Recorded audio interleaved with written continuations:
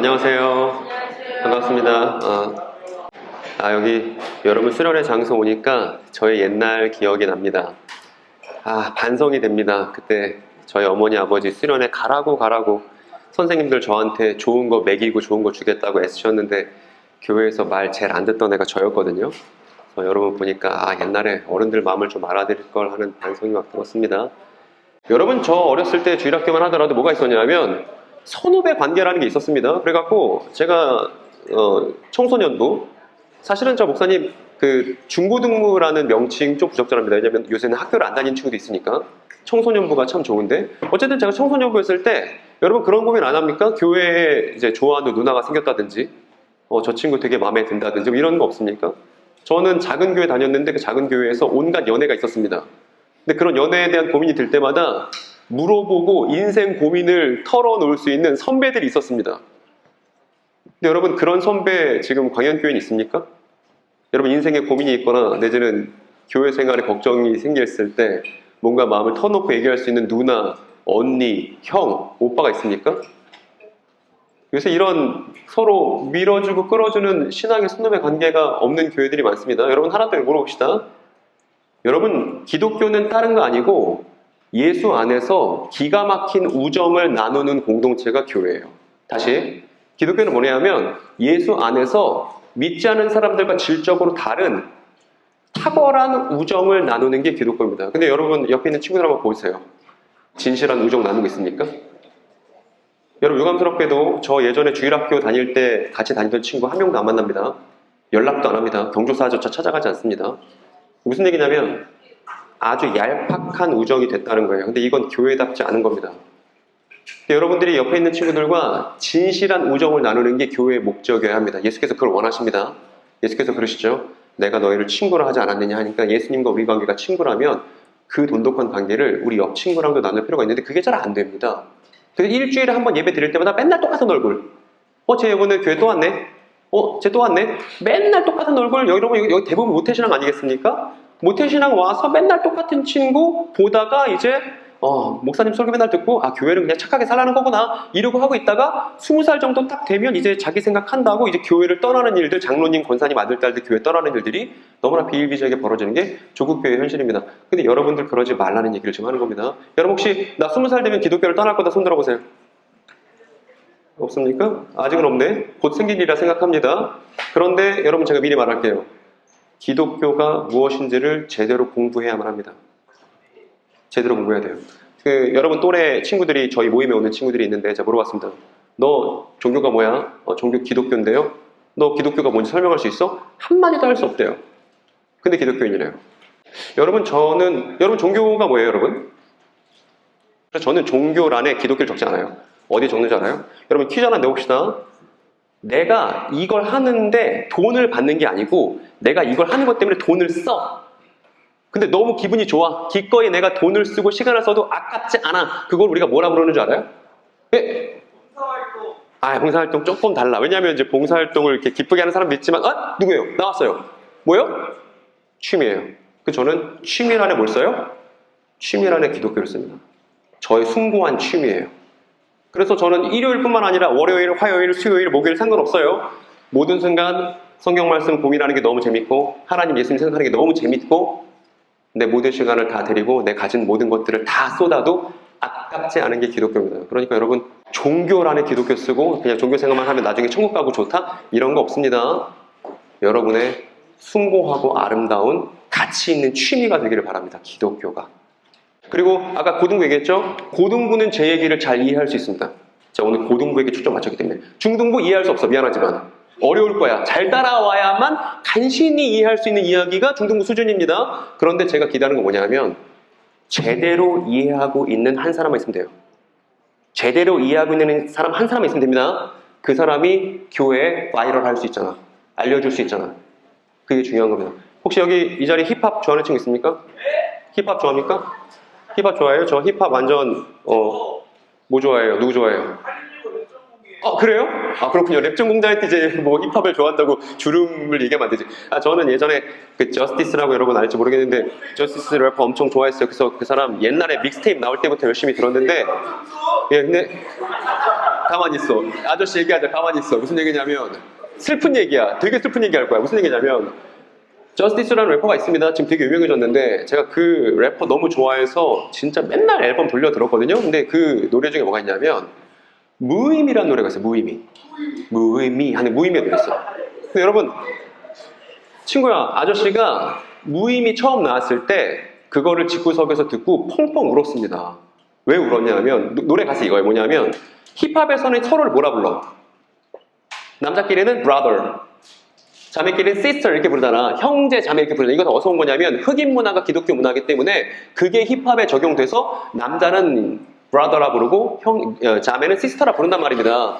그런데 저스티스 무슨 얘기했냐면 우리 서로 형제라 부르고 자매라고 부르는데 사실 쇼미더머니 때문에 다 돈 벌려고 모인 거지. 우리 진짜 형제 아니고 진짜 자매 아니지 않냐. 이게 무의미. 그래서 힙합 형제 자매 부르는 거 무의미. 다 돈 때문에 하는 거니까 싹 다 무의미.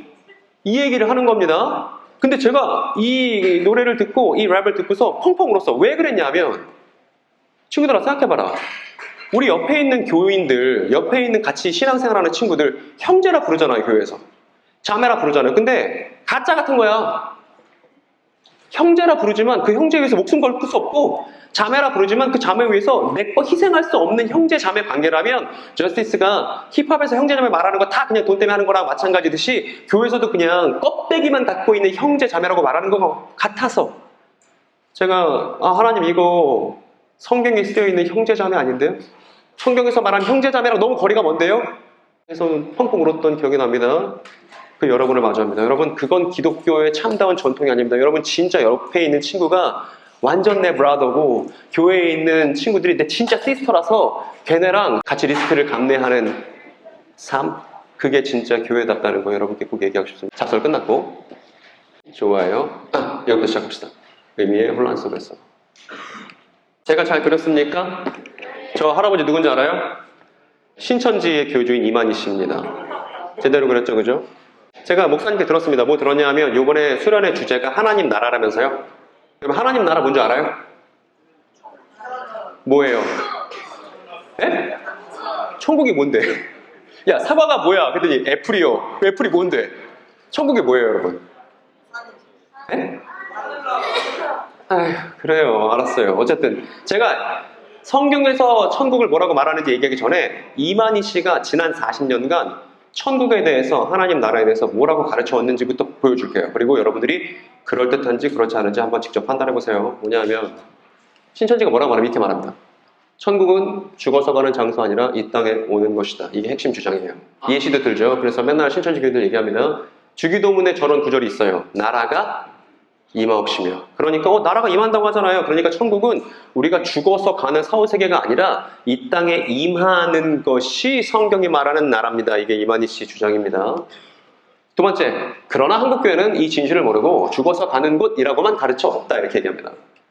그리고 우리는 신천지는 진실을 알고 있으며 하늘로부터 임해오는 천국이 바로 신천지니까 역사가 이루어지는 성경이 증언하고 있는 이곳으로 와라. 이게 지난 40년간 이만희 씨가 가르쳐왔던 천국입니다. 여러분 맞아요? 틀려요?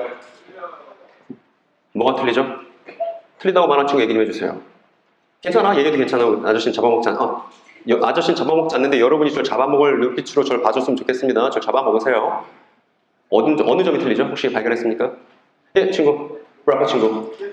예수님은 천국으로 돌아가신 후에 40일 동안 천국으로 올라가신 아니야, 땡. 왜 땡인지 말해줄게. 뒤에 보면 알아. 또 다른 친구 얘기해보세요. 여러분 자신있게 저 친구처럼 틀린 걸 말해야 됩니다. 오답을 표현해봐야 정답을 잘 기억할 수 있는 거야. You know what I'm saying? 그래서 잘 얘기해야 돼. 또 저거 왜 잘못됐죠?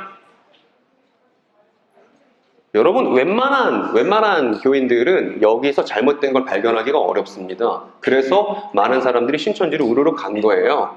특히 여기 자매들 많이 있는데 자매들 신천지로 엄청 갔습니다. 지금도 10만 명이나 되는 사람들이 신천지 교인이 있으니까 많이 그것도 줄어든 거예요. 이 사람 세례 요한인데 세례 요한의 말을 들어보면 이렇게 말합니다. 회개하라. 천국이 가까이 왔다. 여러분 이건 성경에 쓰여 있는 거니까 뭐 지어낸 게 아닙니다. 그러면 만약에 천국이 우리가 죽어서 가는 사후세계라면 회개하라. 네가 죽어서 가는 사후세계가 가까이 왔다라고 해석하면 말이 돼요, 안 돼요? 안 돼요. 이 얘기를 들으면 신천지가 말하는 것처럼 천국이 이 땅에 임하는 나라라고 말하는 게 훨씬 더 타당하게 보이지 않아요? 그러니까 이런 구절들 보고 신천지 교인 친구들이 말합니다. 거봐, 역시 천국은 죽어서 가는 곳이 아니고 이 땅에 임하는 하나님의 통치라고 말하는 게 옳아. 한국교회는 천국 몰라. 우리는 알아. 이렇게 40년간 지금 주장을 해왔다고요. 우리 주변에, 우리 지역사회 안에서 이런 얘기들을 열심히 해대고 신천지가 급성장하는 데 있어서 이런 주장이 그 기저에 깔려있다는 얘기입니다. 고등부 친구들 잘 이해돼요? 네. 이해되죠? 됐습니다. 중등부 자. 그 다음. 그래서 여러분께 닥칠 미래를 내가 말해줄게. 뭐냐면 여러분들이 반드시 겪게 되어 있습니다. 20살 넘은 대학 새내기가 되면 대한민국에 존재하는 사이비단을 반드시 만나게 되어 있습니다. 그게 JMS가 됐던 신천지가 됐던 하나님의 교회가 됐던 반드시 만나게 되어 있습니다. 근데 여기 교육자분들 잘 들어보세요. 교사분들 잘 들어보세요. 교회에서 어떻게 하냐면 사이비단 나빠요. 걔네 진짜 무서워요. 무시무시해요. 잘못됐어. 이런 얘기만 맨날 합니다. 1년에 한 번 2단 세미나 할 때. 그런데 사이비 2단에 있는 친구들은 나쁜 모습으로 접근하지 않고 심지어 그 안에 다른 사람들에게 좋은 걸 주고 싶다는 좋은 마음이 있습니다. 물론 교리가 잘못돼서 그렇지. 그래서 1년 넘게 친밀한 관계를 유지하던 동아리 오빠가 1년 넘게 친밀한 관계를 지내던 대학 선배가 너 근데 이번에 인문학 관심 있다던데 한번 인문학 세미나 한번 들어볼래? 뭐 해볼래? 그러면 나쁘게만 들었었던 사이비 2단에 대한 선입견이 와장창 박살나면서 교회가 진짜 잘 모르네? 이렇게 좋은 선배가, 이렇게 좋은 사람이 나한테 이걸 얘기해 주는데 이렇게 해서 다 넘어가는 거예요, 여러분. 그래서 핵심 뭐냐면 백날 사이비 2단 나쁘다고 말해봤자 소용없다는 겁니다. 뭐 해야 되냐면 교회에서 사이비 2단의 주장이 왜 성경적인지 아닌지를 요 나이 또래 애들 됐을 때 다 가르쳐 놔야 20살 때 돼서 그때 제발 가지 마세요 이거 안 해도 된다 이 말이에요. 그러니까 사이비 2단 사역은 특수사역이 아니라 교회 교육인 거예요. 교회 교육이 개판이었기 때문에 한국교회 교회 교육이 엉망진창이었기 때문에 사이비 2단이 대한민국 사회에서 이렇게 커질 수 있었다는 겁니다. 전국에 사이비 2단에 몸담고 있는 사람만 200만 명 추산입니다. 그러니까 여러분들 반드시 만나게 돼 있습니다. 근데 반드시 만났는데 성경에 대해 잘 모르다가 어버버거리다가 그 사람들의 따뜻함에 그 사람들의 그릇된 교리에 설득되는 거 강연교에서 벌어질 수 있는 개연성이죠. 충분히 말입니다. 근데 좀 아픈 얘기를 해줄게요. 여기 신학교가 있습니다. 여기 교회가 있어요. 이렇게 굴러가요.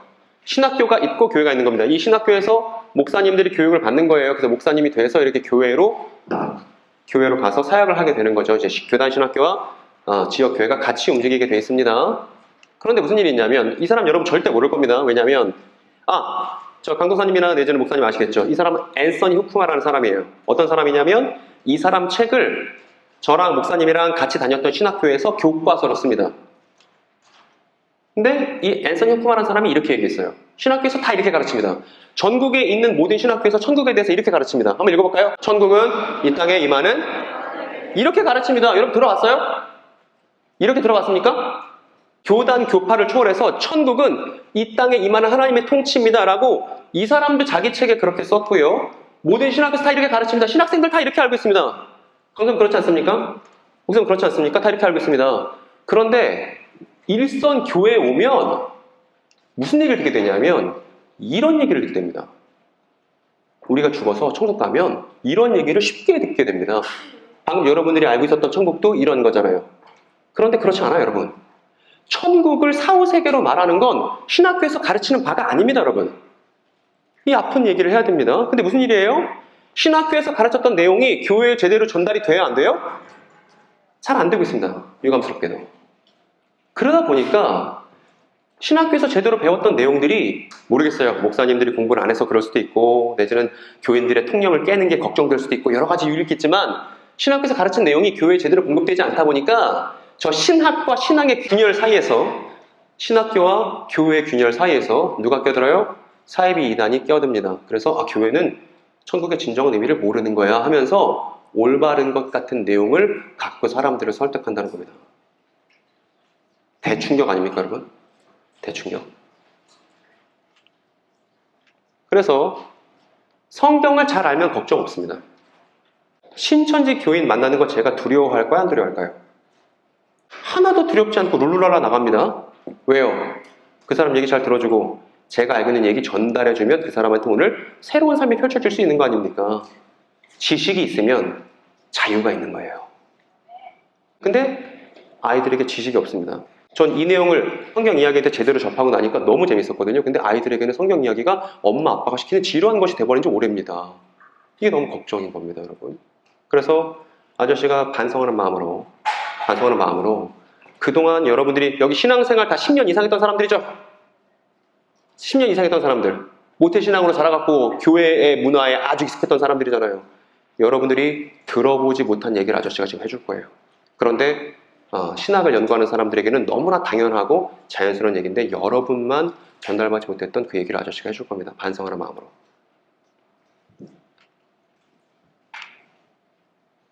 그 전에 또 이것도 얘기하겠네요. 여러분, 이 사람은 만민중앙교회라는 사이비의 이재록 씨, 얼마 전에 돌아오셨어요. 이 사람 이만희 씨, 신천지죠. 이 사람은 지금 수감되어 계신 JMS의 정명석 씨입니다. 이 사람은 하나님의 교회라고 들어봤습니까? 요새 본격적으로 포교합니다. 하나님의 교회의 이제 장기일자 씨인데 이제 여자 하나님이라고 스스로를 얘기하고 있는 분입니다. 그리고 최근에 통일교 기사가 났는데 이분은 통일교의 교주인 한학자 씨입니다. 여러분 잘 보세요. 제가 데스노트처럼 나이를 띄워놨죠? 나이가 어때요? 여러분, 저기 있는 사람들보다 여러분들이 오래 살 확률이 높죠? 맞죠? 이게 무슨 얘기죠? 이 사람들이 고령이라는 건? 무슨 얘기냐면 여기 있는 저와 여러분은 대한민국 사이비 이단 교주들이 차례대로 죽는 걸 우리가 살아있을 때 경험하게 된다는 말입니다. 사이비 이단은 흥망성쇠를 반복합니다. 교주가 있을 때 엄청 성장했다가 교주가 죽는단 말입니다. 그러면 생각해보세요. 이만희 씨가 죽게 되면 신천지 교인들 마음이 어떨까? 왜 좋죠? 내가 의지하고 저 사람이 맞다고 생각하고 저 사람에게 희망을 다 걸고 있고 거기다 온통 시간을 쏟아부었고 자신의 인생의 큰 부분을 차지하고 있는 사람이 죽어버리면 마음이 어떠냐면 너무 괴로울 겁니다. 여러분 소중한 걸 잃어버린 적이 없나요? 엄청 괴로울 거예요. 근데 이만희 씨가 죽었을 때 이 신천지 안에 있는 사람들을 적극적으로 설득하고 그 사람들이 갖고 있는 성경 이해가 잘못됐다는 걸 설명해주고 그 사람들이 하나님에 대해서 예수님에 대해서 바르게 이해할 수 있도록 돕는 사람이 없으면 저렇게 이만희 씨가 죽더라도 신천지 교인들이 고스란히 한국교회로 돌아오는 게 아니라 또 다른 제2의 제3의 신천지를 걱정되는 겁니다. 무슨 걱정이 되냐면 이렇게 우리의 동시대에 사이비 이단 교주들의 죽음을 경험하게 될 건데 또 우리가 두 손 들고 놓고 있다가 여러분의 시대에 제2의 신천지, 제2의 JMS를 또 넘겨줄까봐 아저씨가 걱정이 됩니다. 제가 좋아하는 애니메이션이 있습니다. 귀멸의 칼날이라고 있는데 귀멸의 칼날 봤습니다. 보면서 사이비 이단 사역 생각을 하게 됐습니다. 무슨 얘기냐면 여러분 무잔의 시대를 끝장내야 되지 않습니까? 예? 무잔의 시대를 끝장내는 귀살대가 있어야 되지 않습니까? 사이비 이단 교주들의 시대를 끝장내고 더 이상 이 땅에 신천지가 뿌리를 못 뻗게 JMS라는 걸 흔적도 찾을 수 없게 만들려면 귀살대가 필요한데 그 귀살대는 어떤 방식으로 활동하냐면 성경 이야기를 갖고 주변 지역사회에 올바르게 공론화할 수 있는 성도가 있으면 그 사람이 귀살대예요. 아저씨 하는 얘기 오늘 강의 다 못할 수 있습니다. 시간 모자라서 아저씨가 하는 얘기는 이거예요. 여러분도 하라는 거예요. 이거 완전 재밌으니까 이거 완전 간지나니까 이게 내 삶의 의미가 되니까 여러분들 하라는 겁니다. 어렵지 않다는 겁니다. 성경 이야기를 알고 주변에 성경 이야기 때문에 고민하는 사람들에게 여러분들이 가서 말해주는 거예요. 혹여나 성경에 대해서 고민이 있고 질문이 있는 사람들이 여러분 주변에 있다면 누굴 찾아야 되냐면 여러분을 찾을 수 있어야 된다는 겁니다. 그런데 문제가 생겼습니다. 어떤 거냐면 제가 교인들 만나요. 권사님, 장로님들 만납니다. 성경 이야기 할 줄 아세요? 권사님, 장로님도 성경 이야기 제대로 할 줄?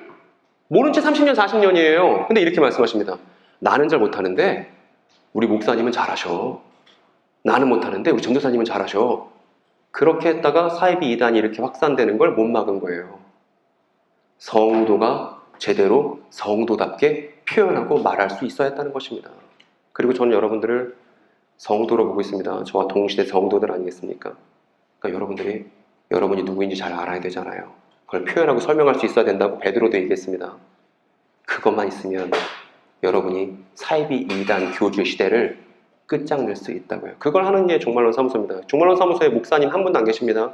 다 그냥 생업 있는 사람들이고 일하는 청년들인데 성경 이야기 열심히 연구해서 주변에 신천지 피해자가 있다면 득달같이 달려가서 성경 얘기해주고 그 사람에게 새로운 삶을 소개해주고 하는 일을 저희가 하고 있습니다.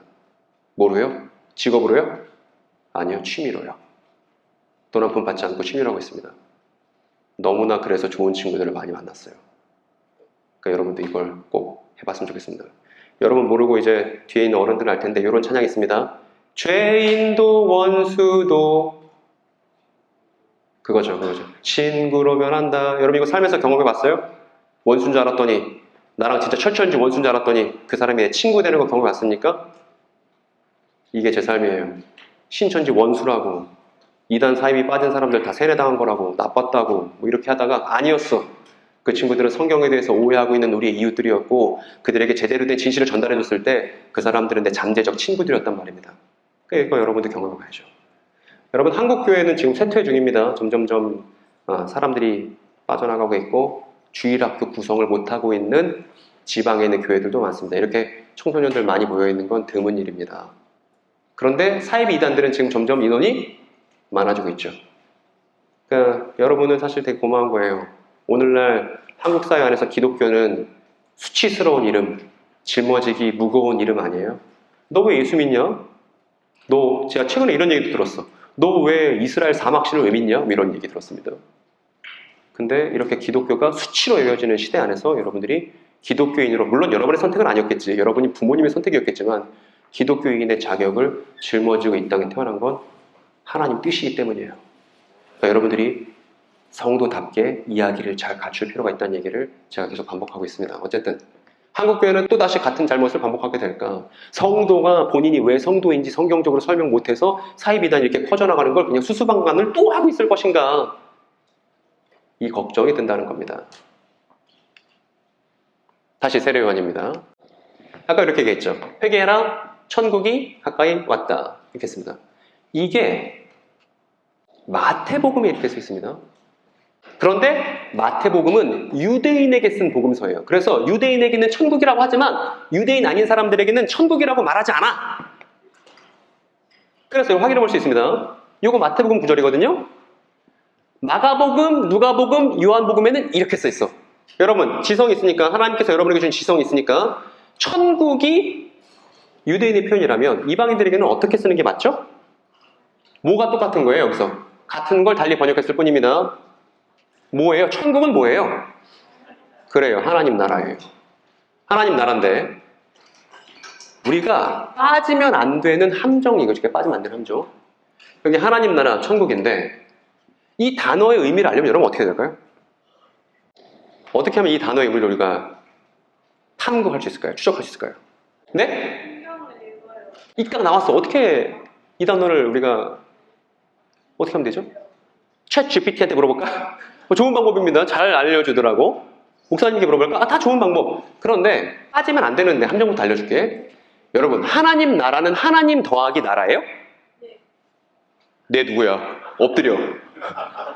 아니야 농담. 아니, 오답을 말해준 게 너무 잘한 겁니다. 여러분 대부분 이렇게 생각합니다. 저 친구처럼 하나님 더하기 나라가 하나님 나라 아닐까? 근데 아저씨가 예시를 들었거든? 예를 들어 어떤 사람이 붕어를 열심히 연구한다? 붕어 연구가야. 그런데 빵도 열심히 연구했네? 그럼 붕어를 열심히 연구하고 빵을 열심히 연구하면 그 사람이 붕어빵 전문가니? 무슨 말인지 알아? 하나님 더하기 나라겠지 이렇게 한다고. 마찬가지입니다. 하늘나라 천국이잖아요. 그러면 하늘을 잘 연구하고 나라를 잘 연구하면 하늘나라니? 아니란 얘기입니다. 여러분 청소년 여러분 제가 무슨 말하는지 이해되죠? 그죠? 무슨 얘기냐면 이렇게 해봐야 백날 소용없고 이렇게 해야 된다는 거예요. 원래 우리가 갖고 있는 성경에는 천국이라고 번역되어 있고 하나님 나라라고 번역되어 있지만 원문을 직역하면 이렇게 되어 있어. 이걸 정관사라고. 정관사. 글을요. 글을 언제 쓰는 거냐면 글은 너도 알고 나도 알 때 그라는 말을 쓴 겁니다. 불특정한 뭔가를 말할 때 하는 게 아니고 특정한 대상을 뜻할 때 그를 붙인단 말입니다. 그 하늘들의 그 나라란 말입니다. 이거 쪼개 놓는 게 아니고 통째로 이라고 이렇게 쓰는데 이렇게 하는 거예요. 이렇게 하는 거예요, 여러분. 이게 성경 연구의 정도입니다. 우리 청소년 여러분, 아저씨가 자꾸 시켜서 미안합니다. 근데 한 번만 여러분이 제발 기억했으면 좋겠어서 시키는 거니까 제발 부탁 좀 들어주세요. 이거 한번 같이 읽어볼까요?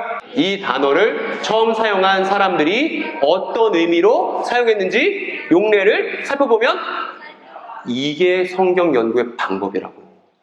예를 들어서 여러분들이 일기를 썼습니다. 일기를 썼는데 땅에다 묻어놨네. 시간이 2000년이 지났어요. 그랬더니 2000년 뒤에 후대 사람들이 땅을 파다가 여러분이 직접 쓴 일기장을 발견했습니다. 그러면 그 일기장에 쓰여있는 의미를 해독하기 위해서는 누구의 관점으로 그 일기를 연구해야 돼요? 그 일기를 기록했던 2000년 전 여러분의 관점으로 봐야 된다고. 근데 갑자기 어떤 할아버지가 나타나더니 그 일기는 내가 제일 잘 알지. 이러면 그 할아버지는 사자야. 근데 이런 거에 우리 교인들이 많이 속아 넘어가는 일이 지금도 비일비재하게 벌어진다는 겁니다. 열받는 일입니다, 여러분. 요거를 잘 보세요. 여러분이 듣도 보도 못한 책들을 얘기해 줄게요. 솔로몬의 지혜서, 솔로몬의 시편, 또 사해문서라는 것도 있고요. 이사야 탈금, 미가 탈금, 모세 순천기 이런 책들이 있습니다. 여러분 이런 책들은 뭐라 그러냐면 성경이 아닌 외경이라고 해요. 이 중에 우리가 솔로몬의 지혜서를 잠깐 볼 건데 요거 예수님 태어나시기 100년 전에 쓰인 거예요. 지금도 남아 있습니다. 그리고 이집트 지역에 살던 이름 모를 유대인이 쓴 거예요.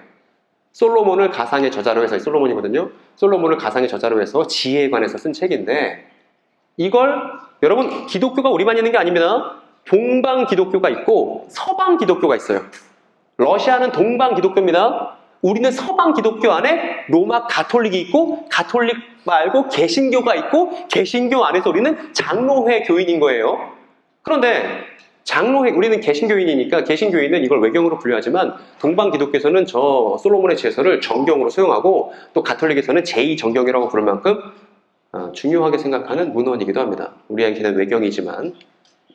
그리고 이게 갖는 탁월함은 어디에 있냐면 여기에 있어요. 유대인들이 당시 무슨 생각을 했는지 엿볼 수 있어. 여기에 뭐라고 써 있냐면 이렇게 써 있습니다.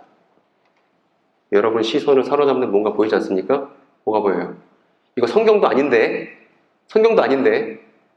1세기 예수님과 동시대 유대인들이 아주 열심히 읽던 책 중에 하나인데 이 책에 지금 뭐가 보여요? 그래요. 하나님 나라. 그러니까 예수님 태어나시기 전에 100년 전에 이미 유대인들은 하나님 나라에 대한 표현을 하고 있었다, 안 하고 있었다? 그렇죠. 끄덕끄덕 봤습니다. 이해하고 있다는 얘기죠. 하나님 나라의 보이죠?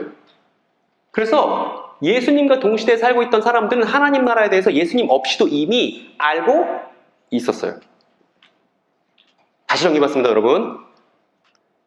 여기 AD 1세기입니다. AD 1세기는 지금부터 2000년 전 예수님의 활동 시기, 예수님과 사도들의 활동 시기를 AD 1세기로 합니다. 그리고 BC 1세기 있죠.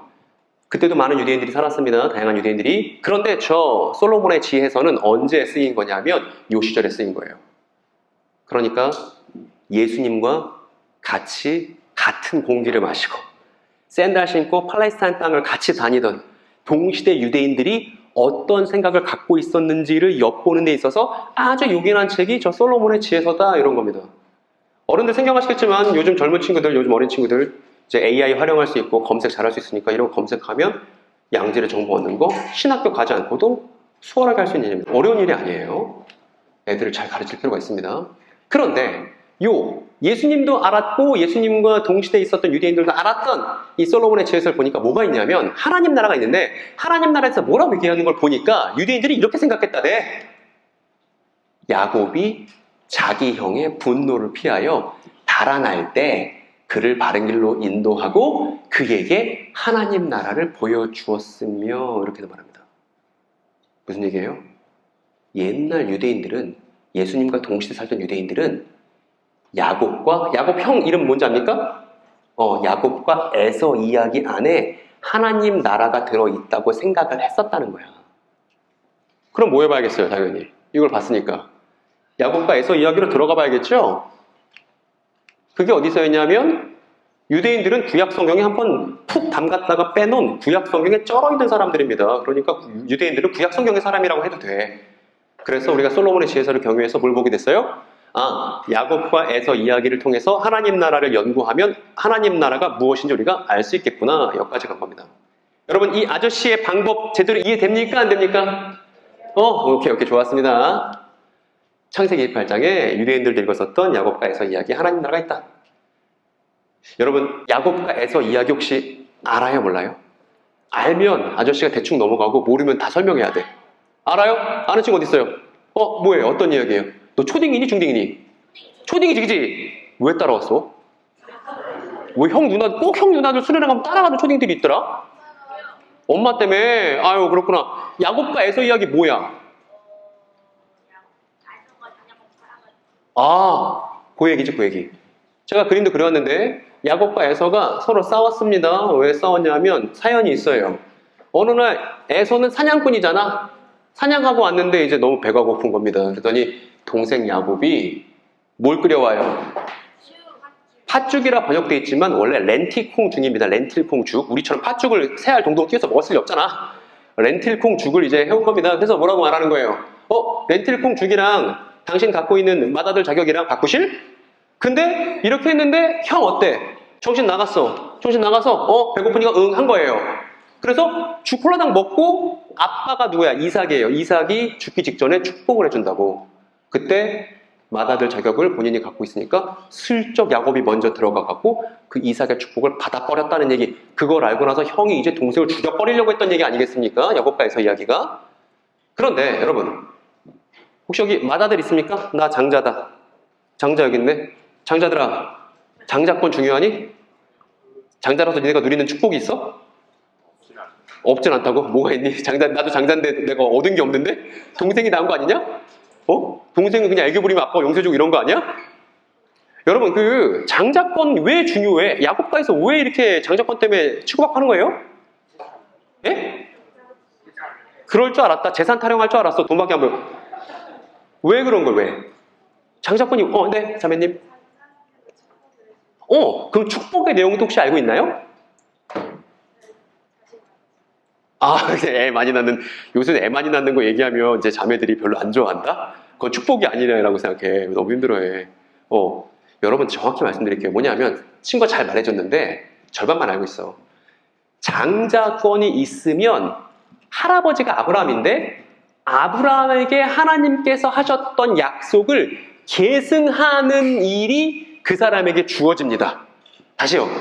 장자권이 왜 중요하냐? 장자가 되면 그 할아버지인 아브라함에게 하나님께서 하셨던 약속 내용들이 전수가 돼요. 근데 이 약속 내용들이 개 중요합니다. 너무너무 중요해. 제가 볼게요.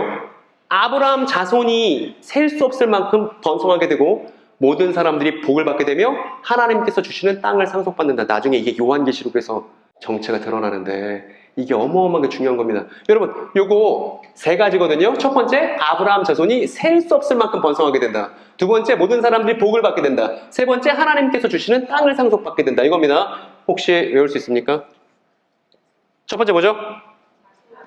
아브라함 자손이 어떻게 돼요? 셀 수 없이, 이게 중요해. 셀 수 없이 많아진다는 게 첫 번째 중요하고, 두 번째는요? 모든 사람들이 그 자손을 통해 복을 받게 됩니다. 마지막 세 번째는 땅을 상속받습니다. 잘했어요. 여기 세 가지입니다. 이쪽이 나의 희망인데 이쪽 보고 해야겠다. 어쨌든 세 가지인데 지금 표정 바뀐 거 봤어요? 에서 지금 빡쳤죠? 장자권 뺏기고 이제 지금 내가 당했다. 열받아서 이제 슬퍼하고. 그래서 이제 아브라함 언약을 누가 계승하냐의 문제가 장자권이기 때문에 장자권이 중요한 겁니다. 재산 타령하는 거 아니에요. 재산이 중요한 게 아닙니다. 나중에 야곱도 부자 됩니다. 재산이 중요한 게 아닙니다. 아브라함 언약을 누가 계승하느냐. 그래서 형이 힘세니까 동생 죽여버리려고 하니까 이 야곱이 길을 떠납니다. 여러분, 야곱이 형한테 의도 터질까봐 길을 떠난 게 나이가 몇 살이게? 이게 성경을 그 만화책으로 본 친구들이 오해를 많이 해요. 그 에서와 야곱 이야기가 에서와 야곱이 아주 어릴 때 벌어진 일이라고 착각합니다. 이렇게 형한테 맞기 싫어서 도망갔을 때 야곱 나이가 70세가 넘었습니다.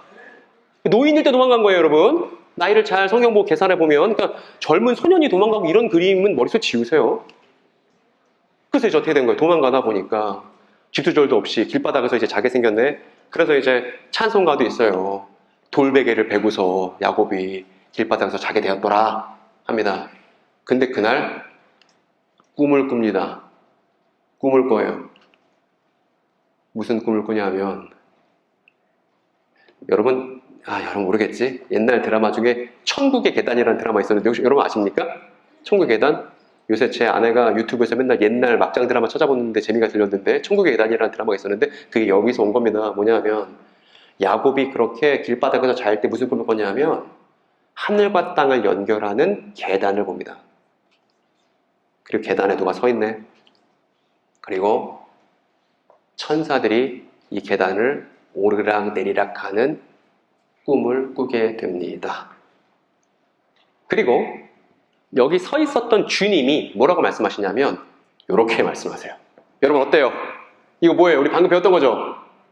아브라함 언약 리바이벌이죠. 아브라함에게 하셨던 언약, 지금 장자권을 얻게 돼서 상속받게 된, 계승받게 된 아브라함 언약을 주님이 말씀하시는 이런 환상을 꿈에서 야곱이 본다는 겁니다. 근데 여기서 우리의 질문은 끝나지 않았어. 뭐냐면 이 장면을 유대인들도 봤을 거 아니에요. 1세기 유대인들도 2000년 전 유대인들도 봤을 거 아닙니까? 그런데 유대인들은 이 장면을 보고서 아 이거 하나님 나라네 이렇게 했다는 거예요. 여러분 질문, 이게 왜 하나님 나라예요? 이 야곱이 꿨던 꿈 장면이 왜 하나님 나라예요? 천사 있으니까? 또요, 천사 있으면 하나님 나라인가? 이게 하나님 나라래, 유대인들은. 여러분 잘 보세요. 지금부터 핵심이야. 그 뒷내용을 알아야 되는데 꿈을 꿨어. 야곱이 그 꿈을 꾸고 딱 깨어났습니다. 깨어나서 무슨 일이 있었냐면 이렇게 해요. 주님께서 분명히 이곳에 계시는데도 내가 미처 그것을 몰랐구나. 이 얼마나 두려운 곳인가. 이곳은 다름 아닌 뭐래요? 하나님의 집이다. 이 땅이 내가 잠들었고 꿈꿨던 그 땅이 하나님의 집이다. 여기가 바로 하늘로 들어가는 문이다. 이렇게 야곱이 대사를 칩니다. 그리고 나서 뭐예요? 자기가 베개로 뱉던 돌을 갖고 와서 거기다가 기름을 부어요. 자기가 잤던 땅 이름을 뭐라 불러요? 혹시 지나가다 베델교회 봤어요? 그 베델이 이 베델입니다. 베델이라 불러. 근데 베델이 무슨 뜻이가 중요해? 베델은 무슨 뜻이냐면 벳 하면 집이라는 뜻이에요. 집. 엘 하면 하나님이라는 뜻이야. 그러면 벳, 엘 하면 뭐예요? 뜻이? 그렇지. 그러면 더 어려운 거. 잘 말했어요. 집, 하나님이야. 그러면 하나님의 집을 두 글자로 뭐라 그러지 알아? 하나님의 집을 두 글자로 나 초속. 에? 아유, 천국 타령들 그만해. 하나님의 집을 두 글자로 뭐라 그러냐면 초성이 더 줄게. 시옷 지읒이야. 에? 그렇죠. 성전입니다. 그래서 지금 야곱 뭐라 그런 거예요? 여기가 성전이야. 여기가 하나님의 집이야. 여기가 하늘과 땅이 연결되는 하늘로 들어가는 문이야. 이런 의미로 그 자기가 잠들었던 곳을 베델이라고, 성전이라고, 하나님의 집이라고 불렀다는 거예요. 그래서 베델은 하나님의 집, 성전이라는 뜻이다. 정리해 보겠습니다. 1세기 유대인에게 하나님 나라란 이게 빠지면 하나님 나라 아니야. 이 장면을 보고 유대인들은 반드시 생각나게 되어 있습니다. 어떤 거냐면 첫 번째, 하늘과 땅을 연결해야 돼요. 하나님 나라는 하늘과 땅을 연결해야 돼. 일종의 포탈 같은 거예요. 일종의 포탈 같은 겁니다. 하늘과 땅을 연결해야 돼. 두 번째, 아브라함에게 하신 약속을 이루는 게 중요해. 세 번째, 뭐라 불러요 이걸? 하나님의 집, 성전이라 부른다. 하나님의 나라라고 말하려면 이 세 가지 조건이 빠져 있잖아? 그러면 유대인들에게는 하나님 나라가 아닙니다, 여러분. 이 세 가지 조건이 성립되어야 비로소 천국이다, 하나님 나라다 말할 수 있습니다. 하나님 나라는 뭐예요? 하늘과 땅을 연결하고 아브라함에게 하신 언약을 이루며 하나님께 사시는 집을 가리켜서 뭐라고 그래요? 하나님 나라라 부른다고. 성전이 하나님 나라라고. 여러분, 높아심에 하나님 나라의 조건 세 가지죠? 첫 번째 뭐죠, 여러분? 뭐예요? 하늘과 땅을 연결해야 돼. 하늘과 땅을 무조건 연결해야 돼. 하늘에만 있으면 안 돼. 하늘에만 있으면 안 돼. 하늘과 땅을 연결해야 천국이고 하나님 나라입니다. 두 번째 뭐예요? 어떤 언약이에요? 아브라함에게 하신 언약과 관련이 있어야 하나님 나라인 겁니다. 마지막 세 번째, 그게 뭐가 중심이에요? 그렇지, 하나님의 집이 성전이. 좋아요. 이제 아저씨는 아는 거야. 이제 걱정이 없습니다. 뒤는 아주 쉬운 내용이니까. 그러면 역사를 보여줄게. 무슨 짓 썼냐면 우리가 성경을 볼 때 잊지 말아야 될 산 하나가 있습니다. 구약 성경에 나오는 산인데 이 산이 신의 산이에요. 그 신의 산에 보니까 하나님이 신의 산에 오셨는데 구름이 빽빽하게 끼더니 천둥 번개 치고 불의 모양으로 하나님 나타나셨는데 이 신의 산에서 이스라엘 백성들이 뭐 했냐면 텐트 치고 살았습니다. 40년 동안. 물론 이제 시내산에서 앞에서 텐트 치고 살고 그 다음 40년간 광야에서 유랑을 한 거죠. 이렇게 제사를 드리고 연기를 핍니다. 여러분 질문 하나 합시다. 여러분의 상상력 그리고 추론할 수 있는 능력으로 시험해 보겠습니다. 여러분 연기 왜 피울까? 예? 누가 좀 손 들고 또박또박 얘기합시다. 웅얼웅얼 대지 말고. 예? 연기 왜 피우는 거예요? 연기가 왜 중요해? 자매님.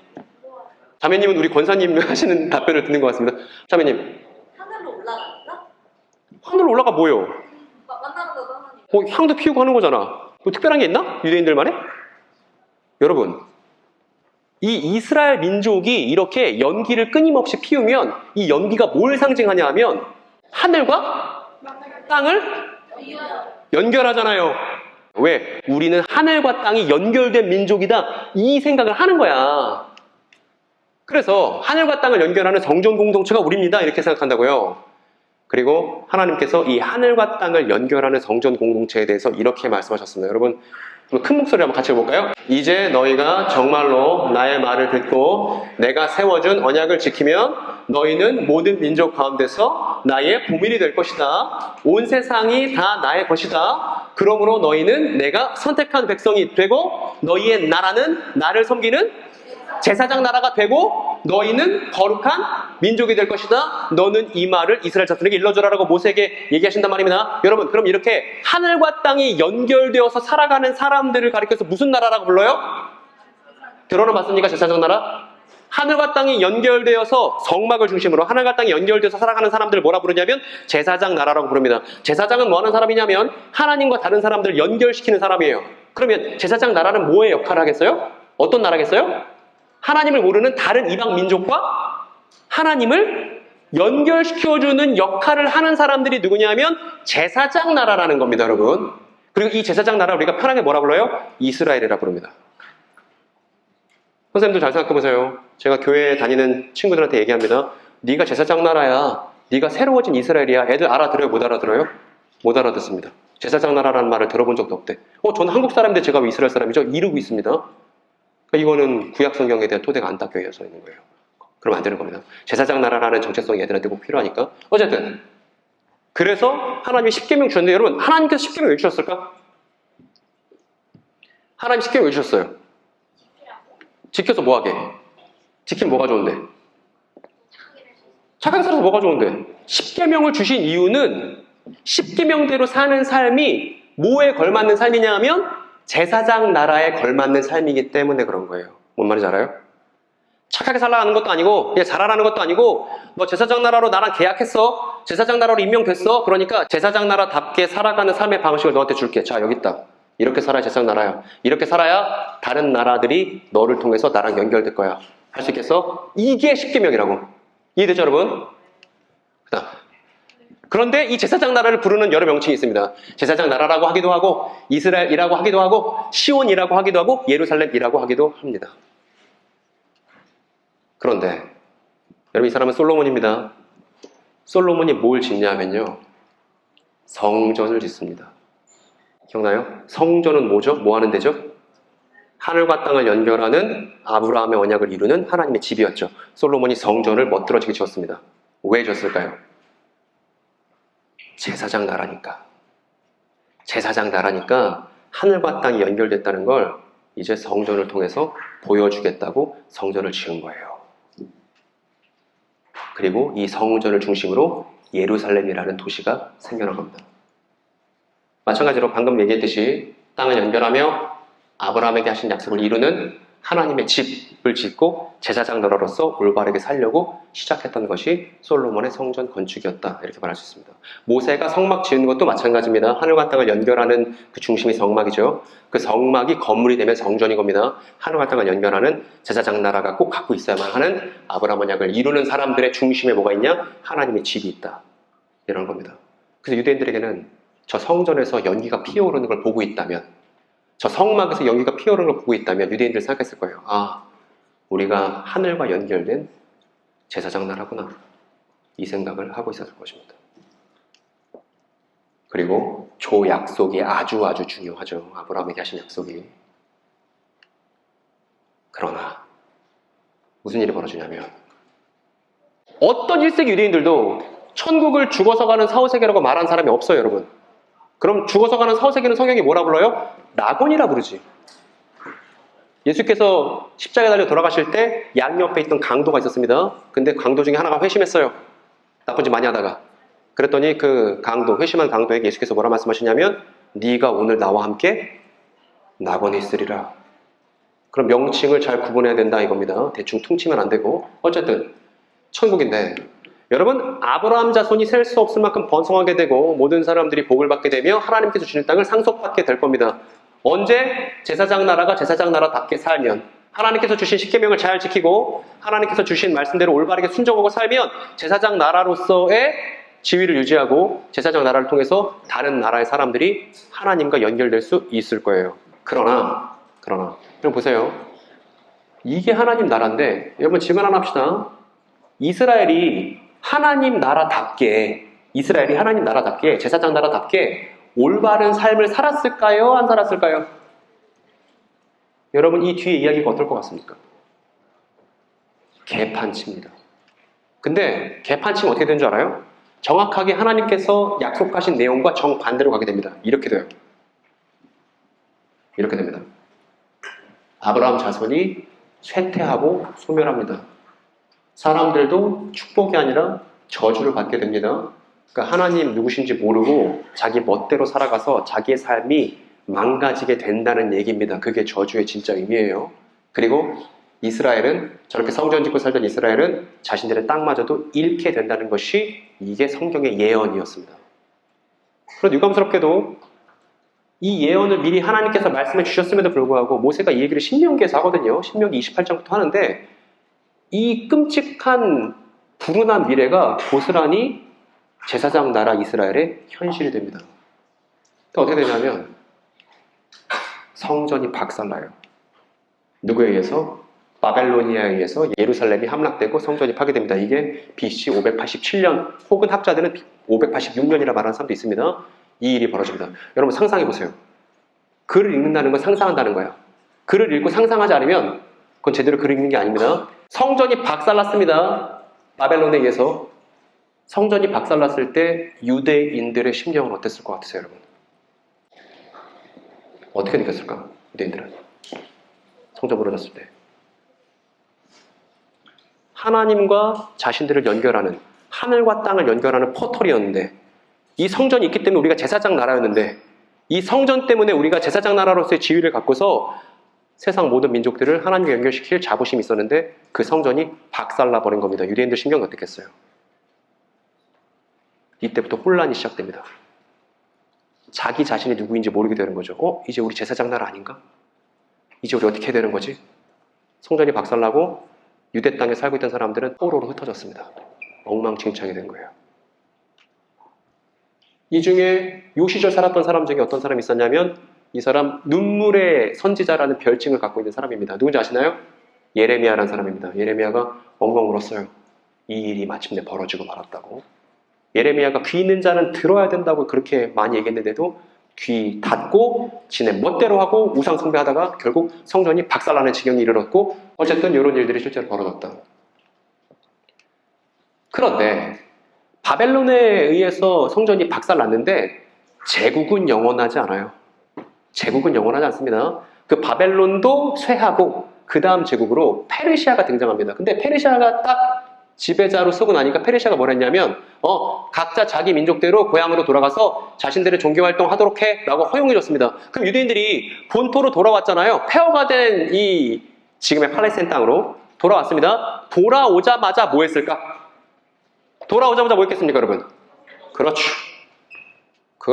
성전부터 짓습니다. 근데 이때 여전히 페르시아의 포로 상태라서 성전을 옛날 솔로몬 때처럼 기깔나게 지을 수는, 그래서 페르시아 통치 시절 두 번째 성전을 짓습니다. 그러니까 제사장 나라로서의 지위를 다시 성전을 통해서 확인하고 싶은 거죠. 그런데 또 무슨 일이 생겼냐면, 여러분 이 사람 이름은 좀 어려워요. 그냥 듣고 잊지 말고 익숙하게 되면 좋죠. 한번 들어보세요. 안티오코스 에피파네스라는 시리아의 왕입니다. 여러분 기억할 수 있습니까? 여러분 이름 뭐라고요? 봐봐 내가 말했잖아. 안티오코스 에피파네스라는 뜻인데, 안티오코스, 얘가 아주 쓰레기예요. 얘가 아주 나쁜 놈입니다. 이 나중에 성경 열심히 연구하다 보면 이 사람을 안 볼 수가 없는데, 안티오코스 에피파네스라는 왕이 있는데 이 사람 시리아의 왕이에요. 근데 이 사람이 이 성전 지어진 걸 보고 이 성전 중심으로 살아가는 이 유대인들을 보니까 고가운 거야. 왜냐하면 포로 주제에 지네들이 제사장 나라라고 세계 모범 시민이라고 꼴값 떠는 걸로 보이거든. 그래서 이 안티오코스 에피파네스가 뭐 했냐면, 야, 제사장 나라 같은 소리 하고 있네 하면서 이 성전에다가 하면 안 되는 짓거리들을 여러 개 했습니다. 일단 뭐 했냐면, 유대인들은 돼지고기 안 먹습니다, 지금도. 돼지를 부정하게 생각해서. 이게 쪽 나뉜 동물은 부정하다고 레이기에 써있기 때문에 돼지 안 먹는데, 이 안티오코스 에피파네스가 돼지 갖고 와서 성전에다 분양해버려. 그리고 이 성전에다가 뭐 집어넣냐 하면, 하나님? 여호와 하나님? 웃기고 있네. 제우스나 믿어라 하면서 제우스 신상을 저기다 집어넣는. 여러분이 유대인이라면 이 일을 참을 수 있었겠어요? 없었겠어요? 못 참아서 유대인들이 들고 일어났습니다. 들고 일어난 사람들이 마카비 가문을 중심으로 했는데, 마카비가 망치라는 뜻이거든요. 그래서 망치 보이죠? 그래서 저 시리아 세력을 잠시 몰아냈던 일이 있었습니다. 이게 마카비 혁명이라고 하고 성전 정한데 BC 167년에서 160년까지 티비린나라는 전쟁이 있었습니다. 여러분 그 12월 25일 무슨 날이죠? 크리스마스죠. 근데 유대인들은 12월 25일이 크리스마스가 아니에요. 하누카라고 이 마카비 혁명을 기념하는 그런 절기를 지키고 있습니다. 요거를 번역을 뭐라고 했냐면 수전절이라고 했어요. 수전절 뭐냐면 성전을 깨끗하게 하는 절기, 수전절. 이게 요한복음에 나옵니다.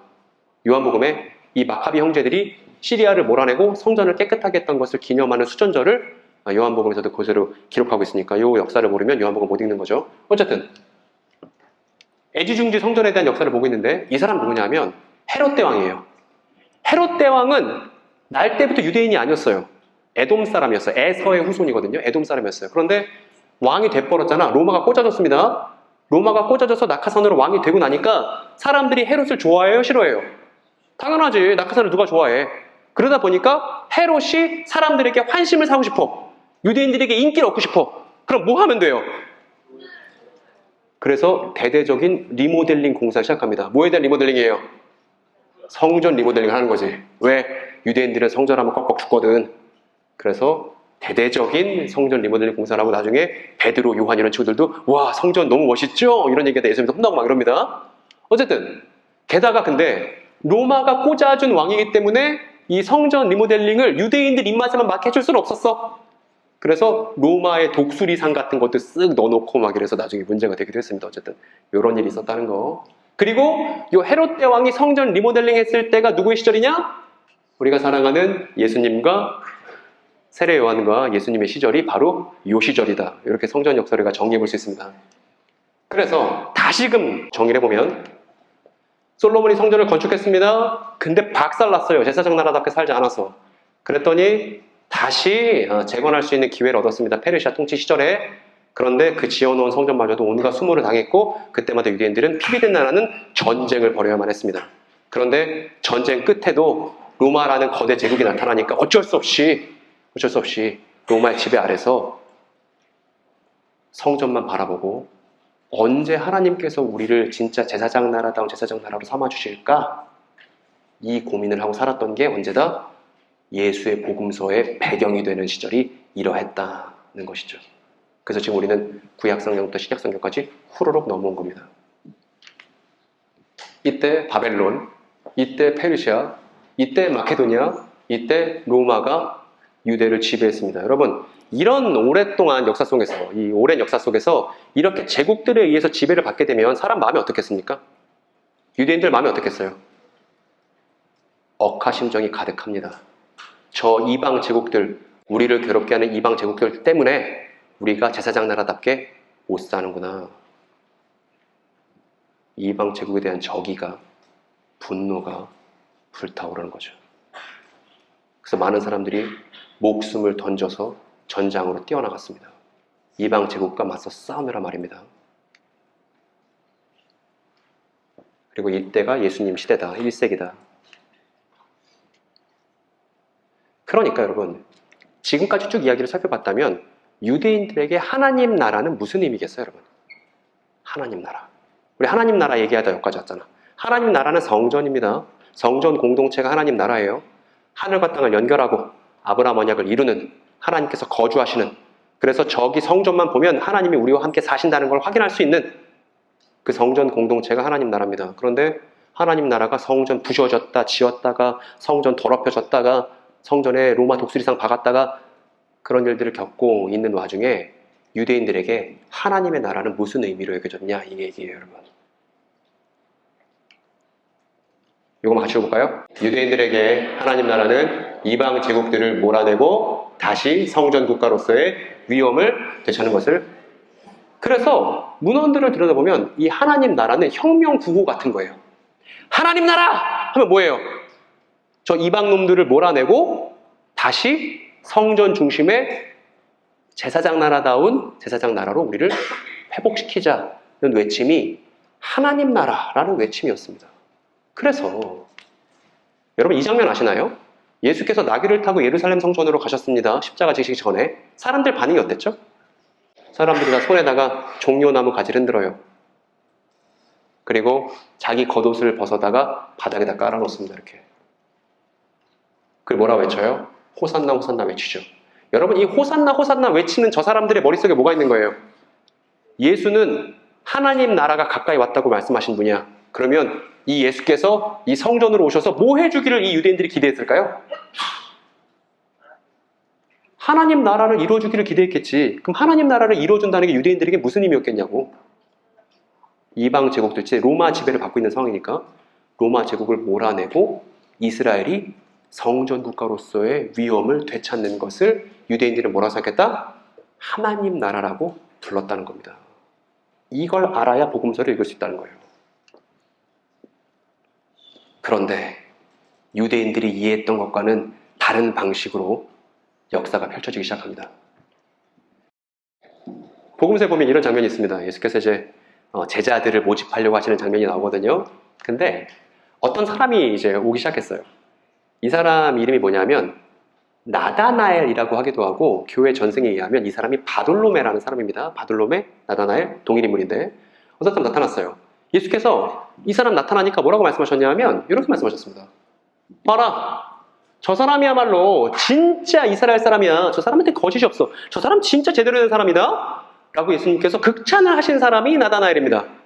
그랬더니 이 양반이 나타나서 물어보는 거예요. 아니, 저에 대해서 좀 아세요? 저를 어떻게 아시죠? 이렇게 예수께 물어본 겁니다. 그래서 예수님이 뭐라고 답변하셨냐면 네가 무화과 나무 아래에 있는 거 내가 봤어. 이렇게만 말씀하세요. 근데 나다나엘이 무화과 나무 밑에서 뭐 했는지 모르겠습니다. 약자들 사이에서 논란이에요.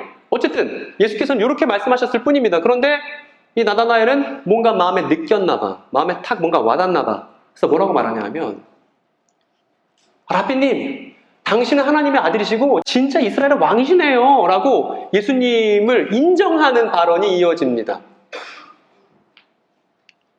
그랬더니 잘 보세요. 잘 보세요 여러분. 그랬더니 예수께서 뭐라고 말씀하시냐면 기시감이 있을 거예요 여러분. 내가 진정으로 너에게 말한다. 너희는 하늘이 열리고 하나님의 천사들이 인자 위로 올라가고 내려가는 것을 보게 될 것이다. 여러분 이 예수님의 발언을 나다나엘은 듣고 단번에 이해했을까요? 못했을까요? 여러분 저는 못 알아들을 수가 없다고 생각합니다. 왜냐하면 아까 제가 그랬죠. 유대인들은 어디에 넣었다가 뺀 사람들이에요? 구약 성경에 풍덩 담았다가 뺀 사람들이에요. 구약 성경을 공기처럼 호흡하는 사람들이란 말입니다. 그런데 예수께서 이렇게 딱 말씀하셨을 때 떠오르는 구약 장면이 있어요, 없어요, 여러분? 있어요. 있어요.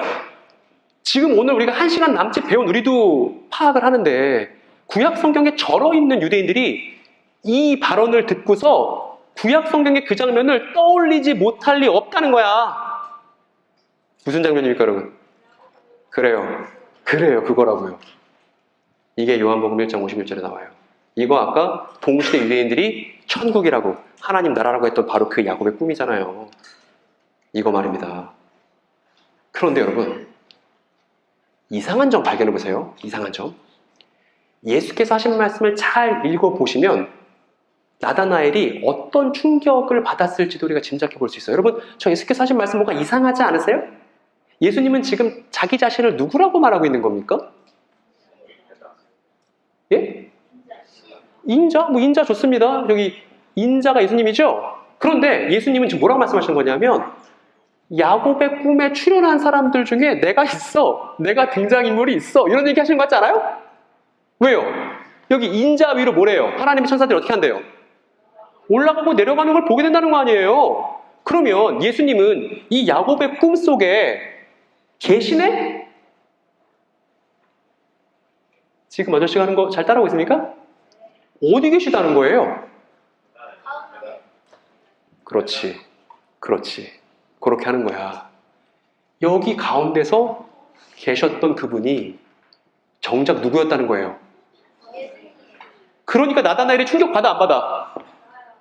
나다나엘 만났는데 나다나엘아 너 야곱의 꿈 알지? 네. 그 야곱의 꿈에서 가운데 계단에 서 있던 그 사람이 나야. 이거는 미쳤다고 고개를 절레절레 흔들든지 아니면 지려버리든지 둘 중에 하나일걸? 예수님께서 이렇게 말씀하신 겁니다. 후에 나다나엘은 예수님의 제자가 돼요. 그러면 나다나엘은 수용한 거죠. 뭘 수용한 거예요?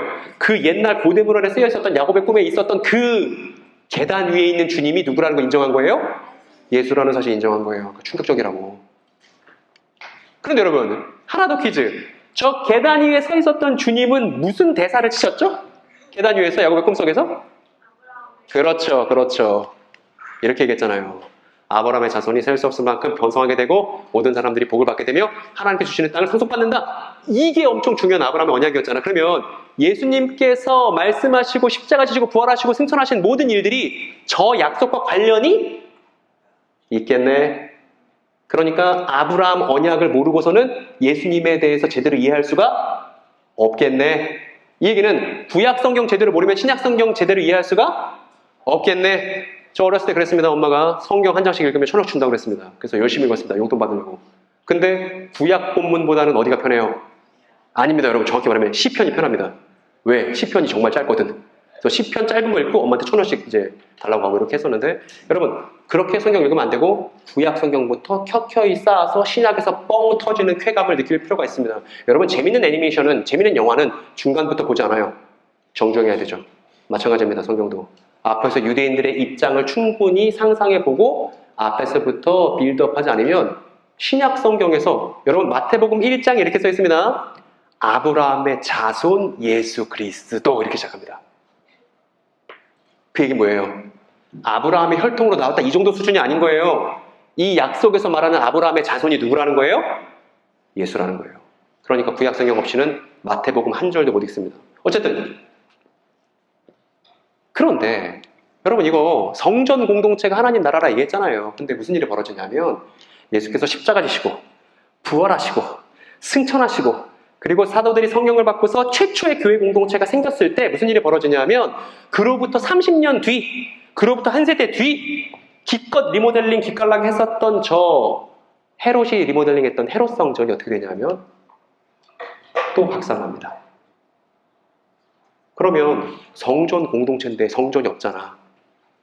그런데 무슨 일이 벌어지냐면 여기서부터 변곡점이 발생하는데 로마에 의해서 예루살렘 함락과 성전 파괴가 또 벌어집니다. 바벨론 때에 의해서 무너졌던 때랑 똑같이 로마에서 또 무너지는데 그럼에도 불구하고 이번에는 달라요. 이번에는 슬퍼할 수 없어. 왜냐하면 건물 성전은 무너졌고 하나님 나라는 망한 것처럼 보이는 그 순간 속에서 예수님의 제자들이 있었거든요. 이 사람들을 사도들이라고 합니다. 우리 아까 좀 전에 친구가 질문해서 잠깐 그 얘기했는데 여러분 한마디만 따라해주세요. 성경 해석의 옳고 그름의 기준은 따라해보세요. 시작! 사도들의 가르침이다. 여러분 성경 해석의 옳고 그름의 기준 뭡니까 하면 사람들이 그럽니다. 예수님이요. 하나님이요. 다 오답이에요. 왜요? 성경 해석의 기준이 예수님이라고 누구도 말해요? 신천지도 말해요. 하나님의 교회도 말해요.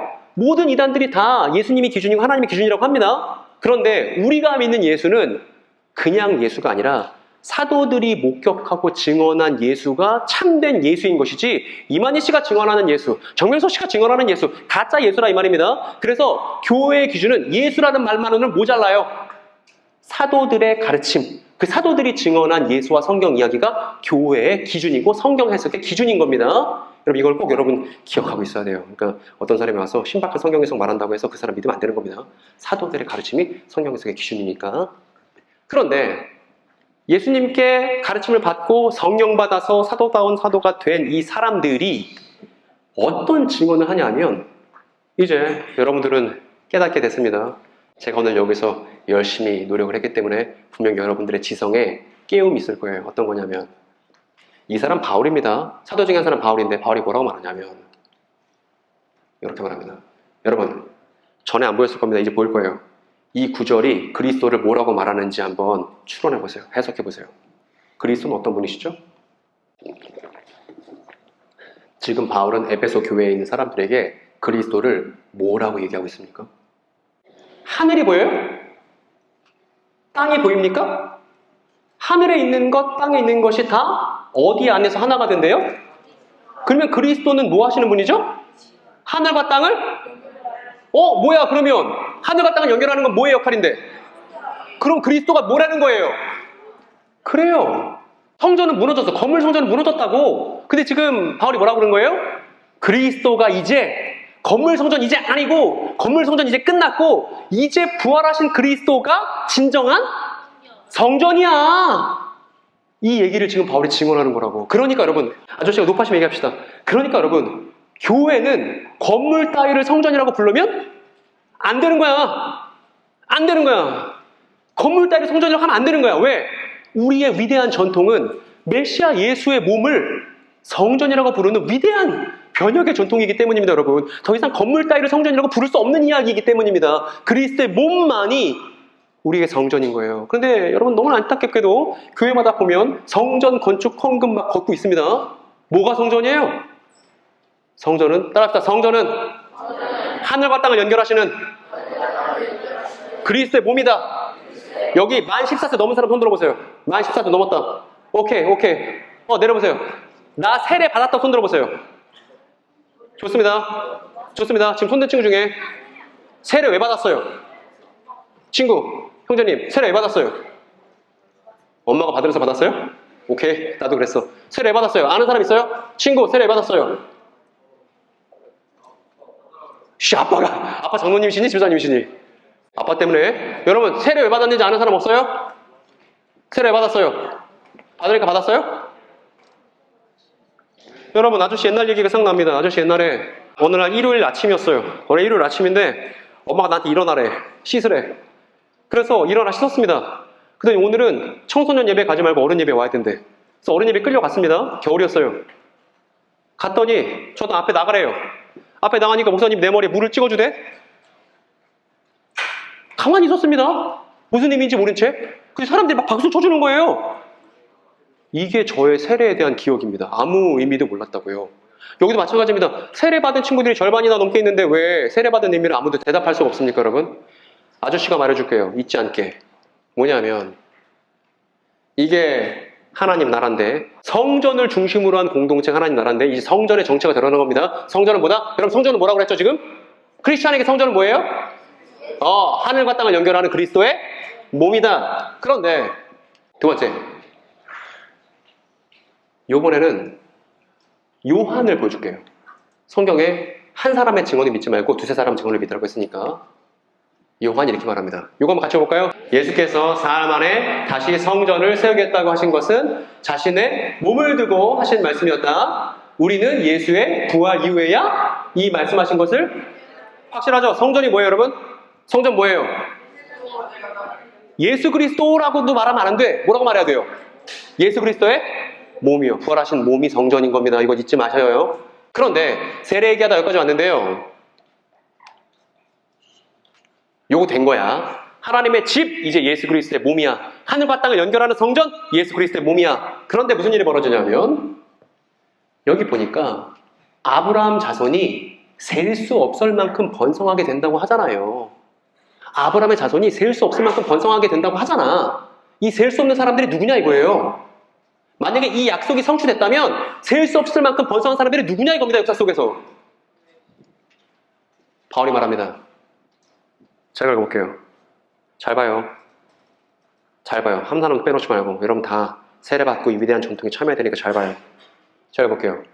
여러분은 우리가 그리스도 예수와 연합하는 세례를 받을 때, 여러분은 우리가 그리스도 예수와 연합하는 세례를 받을 때 그와 함께 죽어서 그에게 연합하는 세례를 받은 사실을 알지 못합니까? 그러므로 우리는 세례를 통해서 그의 죽으심과 연합함으로써 그와 함께 묻혔던 것입니다. 즉 세례를 받는다는 건 예수께서 십자가에 죽으셨던 것처럼 나도 이미 한번 죽어버렸다는 것에 대한 고백입니다. 어떤 내가 죽어요? 하나님 말씀을 따르지 않는 나 자신의 자아가 죽었다는 것에 대한 고백이에요. 그 다음에요. 그것은 그리스도께서 아버지의 영광으로 말미암아 죽은 사람들 가운데서 다시 살아나신 것과 같이 우리도 또한 새 생명 안에 살아가기 위함입니다. 즉 세례받은 사람의 운명은 그리스도와 함께 죽고 그리스도께서 부활하셨듯이 우리도 부활하는 거예요. 여러분 하나 얘기해봅시다. 여러분 히틀러 부활해요 안 해요? 히틀러 부활해요 안 해요? 부활한다. O 안 한다. X. 시작. 자기 의견 표시해요. 지금 표시해야 기억이 남는 거야. 히틀러 부활한다 안 한다? 좋습니다. 여러분 히틀러 부활한다고 말한 친구들에게 희망이 있는 거예요. 무슨 얘기인지 알아요? 성경의 결말은 모든 사람의 부활이에요. 예수께서 부활하신 건 왜 부활하신 거냐면 모든 사람이 부활하는 것을 증명하기 위해서 예수께서 부활하신 거야. 그런데 부활에는 두 종류가 있어요. 어떤 부활이냐면 생명의 부활이 있고 심판의 부활이 있어. 생명의 부활은 다시 부활해서 예수님과 함께 일상생활을 영위하는 아름다운 결말이 생명의 부활입니다. 심판의 부활은 뭐예요? 뒤지게 혼나려고 부활하는 거예요. 그러면 히틀러 부활하나요? 히틀러 되게 비겁한 사람입니다. 왜냐하면 본인 하고 싶은 대로 다 하다가 연합군이 쳐들어오니까 죽으면 이제 문제 없겠구나 한 거 아니에요? 근데 하나님은 그렇게 악인을 어떻게 해요? 살려내서 심판하고 혼내신다는 겁니다. 이게 심판의 부활이에요. 그래서 성경의 결말은 모든 사람의 부활입니다. 선생님도 아시겠습니까? 이게 고린도서 15장에도 나오고 모든 사람의 부활 잊으면 안 됩니다, 여러분. 어쨌든 그런데 세례받은 사람의 결말은 어때요? 세례받은 사람의 운명은 예수 그리스도처럼 생명의 부활에 참여하기 위해서 세례를 받는다는 겁니다. 그리고 우리가 그의 죽으심과 같은 죽음으로 그와 연합하는 사람이 되었으면 우리는 부활에 있어서도 또한 그와 연합하는 사람이 될 것입니다. 지금 제가 얘기했던 거 고스란히 얘기하고 있죠. 무슨 얘기예요? 무슨 얘기예요? 그리스도의 부활하는 몸에 세례받는 사람들은 어떻게 하는 거냐면 그 몸에 참여한 거예요. 그런데 이렇게 예수 그리스도의 몸에 참여한 사람들이 역사 속에서 2000년 동안 셀 수 없습니다. 이 셀 수 없는 사람들이 어떤 사람들이에요? 하나님께서 오래전에 아브라함에게 하셨던 그 언약의 결과고 성취들이라는 것입니다. 이게 성경이 증언하는 여러분의 정체예요. 그래서 예수와 세례로 연결된 셀 수 없이 많은 사람들이 있는데 이 사람들이 아브라함의 자손들이다. 그리고 이 사람들을 뭐라 불러요? 예수를 성전으로 두고 그 성전에 참여하게 된 사람들, 이 공동체, 성전 공동체를 가리켜서 뭐라 불러요? 그렇죠. 그 예수께서 회개해라. 하나님의 나라가 가까이 왔다라는 말은 이제 예수를 성전으로 한, 부활하신 예수의 몸을 성전으로 한 그 성전에 참여하는 일군의 교회 공동체의 출범을 예고하신 말씀이 천국이 가까이 왔다입니다. 그 말씀의 결과가 누구예요? 여러분이에요. 내가 나 자신에 대해서 모르면 나답게 살 수 없어. 성경에 증언하는 나에 대해서 모르면 성경에 증언하는 나다움을 찾을 수 없어요, 여러분. 그러니까 연구가 필요한 겁니다. 교육자분들, 선생님들 더 열심히 연구해서 애들한테 적절한 지식으로 씨 뿌리는 일이 꼭 필요한 거고요. 그래서 아저씨가 이제 또 다른 근거 구절 갖고 왔습니다. 앞에 있는 것만 같이 읽어볼까요? 아버지께서 우리를 암흑의 권세에서 건져내셔서 자기의 사랑하는 아들의 나라로, 여러분 자기의 사랑하는 아들의 나라 두 글자란 뭐겠어요? 두 글자로 천국이지 뭐야. 다섯 글자로 하면 하나님 나라지. 그럼 여러분 하나님 나라인데 이걸 사후세계로 읽을 수 있어 없어? 있어요 없어요? 불가능해요. 아버지께서 우리를 암흑의 권세에서 건져내셔서 자기의 사랑하는 아들의 나라로 옮기실 거예요? 아니 옮기셨어요? 과거형이에요? 미래형이에요? 과거형이지. 과거형이지. 이미 예수를 믿고 세례를 받고 그리스도의 부활하신 몸에 참여하여 올바르게 살아서 제사장 나라다운 삶을 살아가는 사람들은 부활이 예정돼 있고, 그 사람을 가리켜서 뭐라고 그러냐면 넌 나라야. 하나님의 나라야. 이렇게 말하는 것입니다. 그리고 제가 오늘 깜짝 놀랐습니다. 아까 여러분 찬양할 때 제가 이 구절 인용해 왔는데 이 구절로 만든 찬양이 그 핸드북에 있더라고요. 이 구절 갖고 얘기한 거예요. 바울이 에베소 교회에서 얘기했었던 원래 출처. 여러분 찬양을 부를 때 그 찬양이 어떤 출처를 갖고 있는지를 확인해 볼 필요가 있습니다. 뜻없는 고백이 되지 않게 하기 위해서 우리 앞에 있는 구절, 우리가 불렀던 찬양의 본 모태가 되는 구절 한번 같이 읽어볼까요? 여러분은 사도들과 예언자들이 놓은 기초 위에 세워진 건물이며 예수 그리스도께서 그 건물의 모퉁이 돌 되십니다. 그리스도 안에서 건물 전체가 서로 연결되어 그렇죠. 부활하신 몸에 참여해서 그 삶에 걸맞게 살아가는 그 사람들이 마침내 종말에 나타나는 최종적인 성전인 것입니다. 그게 저와 여러분에 대한 성경의 증언이에요. 우리 옆에 있는 친구가 저 아저씨가 이런 거 되게 싫어하는데 앞에 있으면 자꾸 시키고 싶거든요. 이거 한번 합시다. 우리 옆에 있는 형제자매들에게 네가 성전이야 한번 해보세요. 네가 성전이야. 네가 성전이야. 머리씨 붙잡고 정신차. 네가 성전이야.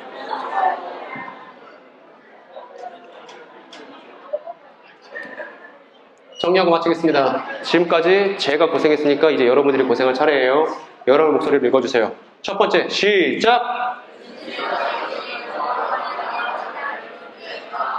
예수님 나시기 전에도 하나님 나라라는 개념은 유대 사회에 존재했다는 것입니다. 두 번째, 하나님 나라는 무너진 성전을 재건하고 아브라함에게 하신 언약이 성취되는 것을 그렇죠. 그게 이제 하나님 나라의 의미였죠. 세 번째, 허나 역사 속에서 건물 성전은 모두 무너졌고 예수의 사도들은 부활하신 예수의 몸이 성전이라고 증언했다. 마지막 네 번째, 세례는 그 성전에 참여하는 것이며 이 방법으로 셀 수 없이 많은 이들이 성전이 되었다. 이는 아브라함 언약의 성취이다. 그런데 유감스럽게도 시간이 거의 다 됐는데 욕을 못했어요. 모든 사람들이 복 받게 된다고 아브라함 언약에 얘기했는데 그 복의 정체가 뭔지 이것도 못했어요. 그리고 하나님께서 땅을 상속시켜 주신다고 했는데 부동산 하나 없는 저 같은 사람도 하나님께서 땅을 상속해 주신다고 했는데 그 땅의 정체가 뭔지 이 아브라함 언약의 세 가지 중에 오늘 한 가지만 했고 두 가지를 못했습니다. 이 못한 두 가지 내용은 목사님 해주실 거예요. 그 목사님 이어지는 설교에서 잘 설명해 주실 거니까 아브라함 언약의 의미를 잘 완성하기를 바랍니다. 성경을 여러분이 연구해 보세요. 교회 공동체가 열심히 연구하고 목사님, 강도사님 겁나 괴롭히는 거예요. 이건 뭐냐고 저게 뭐냐고. 원래 교육자들은 괴롭히라고 있는 거야. 성경 연구할 때 괴롭히라고. 그냥 있는 게 아니에요. 목사님 그죠? 예, 맞다고 괴롭혀달라고. 그래서 다시 처음으로 돌아왔습니다. 신천지가 이런 천국 말한다고 했잖아요. 여러분 이제 어떠세요? 이제 신천지의 주장이 근거 없고 기가 차다는 걸 우리가 논리적으로 반박하고 증명할 수 있으며 우리 자신이 누구인지 깨닫게 됐습니다. 뭐냐면 여기 여러분 있잖아요. 광역교회 친구들. 이제 뭐라고 말할 수 있어요?